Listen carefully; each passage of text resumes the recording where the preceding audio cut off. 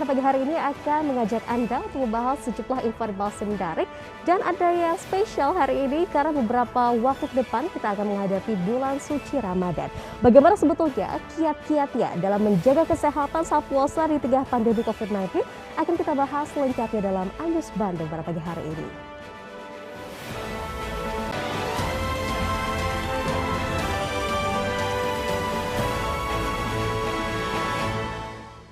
Pada pagi hari ini, sama saya Putri akan mengajak Anda untuk berbincang bersama dengan salah seorang dokter yang sudah hadir di studio iNews pada pagi hari ini, yaitu adalah Dr. Siti Nurul Nikmah atau Dr. Nikmah, spesialis kedokteran fisik dan rehabilitasi dari Rumah Sakit Paru Rotin Sulu, Bandung. Selamat pagi, Dr. Nikmah. Selamat pagi, sehat toh? Ayu, alhamdulillah. Kita sudah menaati protokol kesehatan ya, semoga juga bisa menjadi contoh bagi masyarakat begitu ya. Amin, Dr. Nikmah bahas mengenai bulan suci Ramadan, Dok. Ini hitungan hari lagi ya. Artinya kita beberapa semua hari ya. Betul, beberapa hari lagi kita akan menghadapi bulan suci Ramadan. Nah, sebetulnya apa saja sih langkah yang perlu kita lakukan dalam menjaga kesehatan? Tapi sebelum kita bahas itu, Dok, sebetulnya manfaat dari berpuasa itu seperti apa sih untuk tubuh kita? Silakan. Iya.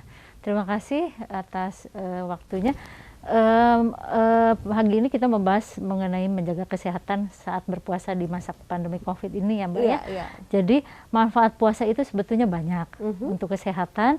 Yang pertama untuk detoksifikasi tubuh kita karena kita mengistirahatkan pencernaan kita dari mencerna makanan. Jadi selama ini kita sehari misalnya makan 3 kali, ini diistirahatkan sehingga toksin-toksin dan racun-racun yang ada di dalam tubuh akan dikeluarkan. Oh, jadi proses detox itu detox ya. Ya, itu yang pertama. Yang kedua untuk membantu mengontrol berat badan juga. Karena saat berpuasa itu kan kita nggak makan ya. Jadi otomatis asupan energi, kalori juga dikontrol gitu ya. Terus yang ketiga untuk ini juga mencegah penyakit-penyakit stroke, kolesterol, jantung gitu kan. Karena dengan membatasi asupan-asupan makanan yang bisa menimbulkan resiko seperti itu, seperti garam, gula, kolesterol, goreng-gorengan, dengan puasa juga dikontrol gitu ya. Betul. Lalu yang keempat juga kita bisa sebagai puasa juga sebagai anti-aging karena dengan mengistirahatkan sel-sel pencernaan dia akan regenerasi sel gitu pencernaannya, jadi bisa menjadi mudah kembali karena dia tidak melulu kerja, jadi ada waktunya dia istirahat, ada waktunya dia perbaikan sel-sel gitu, jadi bisa sel-sel pencernaannya menjadi lebih mudah gitu ya. Nah, gitu.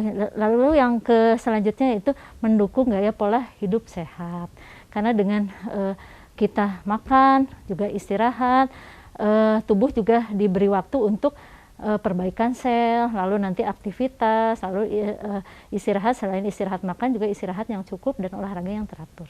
Jadi seperti itu ya. Manfaatnya banyak sekali, terutama tadi yang paling menarik pasti soal anti-aging ini ya. Jadi bisa untuk menghambat mungkin proses penuaan dini karena ini mungkin selama ini perut tadi ya pencernaan ini selalu bekerja, tapi ketika dia beristirahat akan ada regenerasi. Ada perbaikan, dikasih waktu untuk regenerasi sel-sel pencernaannya gitu. Jadi nggak selalu harus makan terus ya. Iya, terutama yang suka ngeganyem gorengan nih ya. Oke, Dokter Nikmah tadi dijelaskan manfaatnya luar biasa sekali untuk berpuasa bagi tubuh kita. Nah, sebetulnya bagaimana caranya untuk kita agar bisa meningkatkan tadi Bu, daya tahan tubuh dan kesehatan kita selama menjalankan ibadah puasa? Iya. Caranya untuk menjaga kesehatan saat berpuasa ini pertama dengan makanan dengan nutrisi yang seimbang karena itu dibutuhkan untuk tubuh. Nah, nanti akan kita jelaskan satu-satu ya. Yang kedua, olahraga harus teratur juga ya, itu juga penting untuk aktivitas kita dan juga untuk energi kita saat aktivitas ya. Terus yang ketiga juga istirahat harus cukup.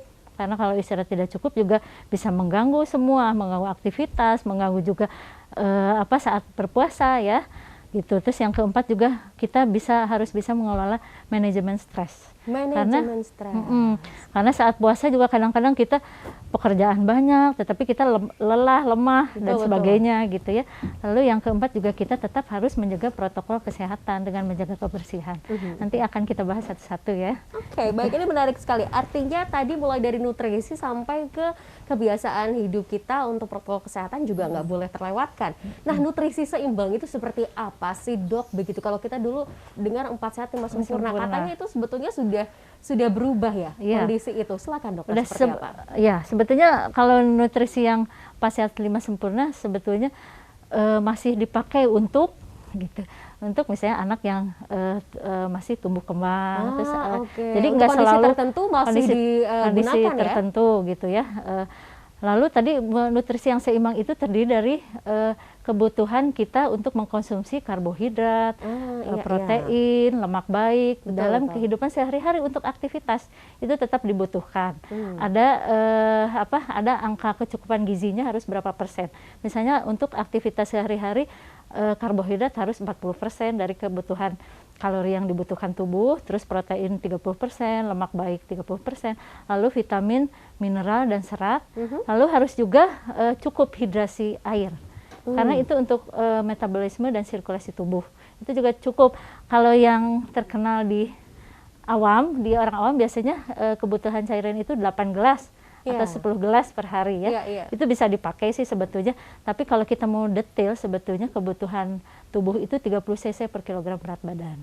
Jadi kalau misalnya tubuhnya 50 kilo, kita bisa dibutuhkan tubuh tuh cairannya 1,5 liter per hari, kayak gitu. Tapi kalau kita mau lebihkan seperti 8 gelas, pukul rata juga nggak apa-apa. Itu juga mungkin lebih sedikit, tapi kan nanti juga akan dikeluarkan. Gitu. Oke, baik. Jadi mengenai nutrisi seimbang ini tadi ya, bahwa komposisi dari karbohidrat, protein dan lain sebagainya ini harus seimbang. Jangan sampai lebih banyak karbonya daripada proteinnya. Ini semua harus seimbang gitu ya. Dan yang menarik begini, kalau bulan puasa ini menu-menu takjil tuh banyak banget nih dok. Dan semuanya hampir menggoda lidah, terutama yang manis-manis ya. Tapi apakah sebetulnya kalau buka puasa dengan yang manis-manis, terutama pemanis buatan itu sehat atau tidak? Kita akan bahas bersama dengan dokter Polsi di Anyus Bandung, membahas mengenai bagaimana langkah dalam menjaga kesehatan selama bulan suci Ramadan, terutama di saat pandemi COVID-19.